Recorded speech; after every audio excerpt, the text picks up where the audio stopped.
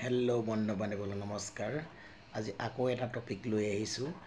আশা কৰোঁ সকলোৱে ভাল পাব, সকলোৱে মৰমেৰে আদৰি ল'ব।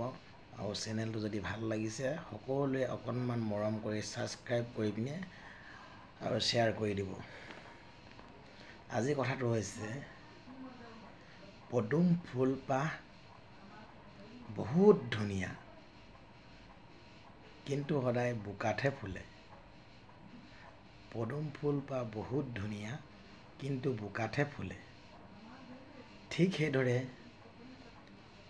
আমাৰ মানুহৰ মাজতো তেনেকুৱা ধুনীয়া মানুহজন বিচাৰি পাবলৈও বহুত ধৈৰ্য সহকাৰে বিচাৰিব লাগিব। তেতিয়াহে আমি ভাল মানুহ এজন বা ধুনীয়া মানুহ এজন বা ধুনীয়া মানুহ এগৰাকী মানে যেনেকৈ ধৰক মানুহক সকলো ফালৰ পৰা সহায় কৰি যাব পাৰে, মানুহক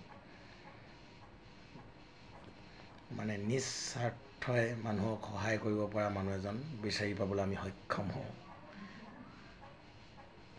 কাৰণ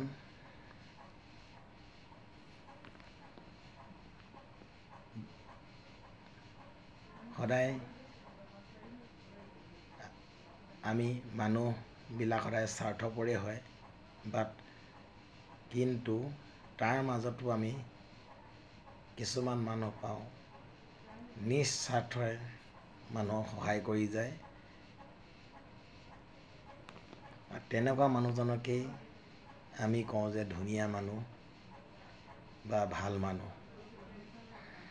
কাৰণ সদায় পদুম ফুলপাহ সদায় বোকাতেই ফুলে, আৰু পদুম ফুলপাহ ছিঙিবলৈ গ'লে বহুত কষ্টৰ প্ৰয়োজন হ'ব পাৰে। কাৰণ তাত বোকাত সোমালে হয়তো কিবা হ'বও পাৰে আপোনাৰ।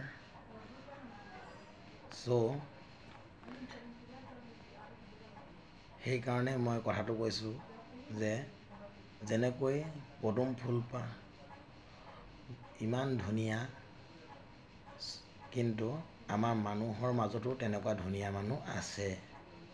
যদি আমি ভালকৈ বিচাৰিব জানো, ধুনীয়া মানুহ এজন বা মানুহ এগৰাকী পোৱা যায়। ধন্যবাদ। সকলোৱে ছাবস্ক্ৰাইব কৰি দিব চেনেলটো, আৰু যিমান পাৰে শ্বেয়াৰ কৰি দিব।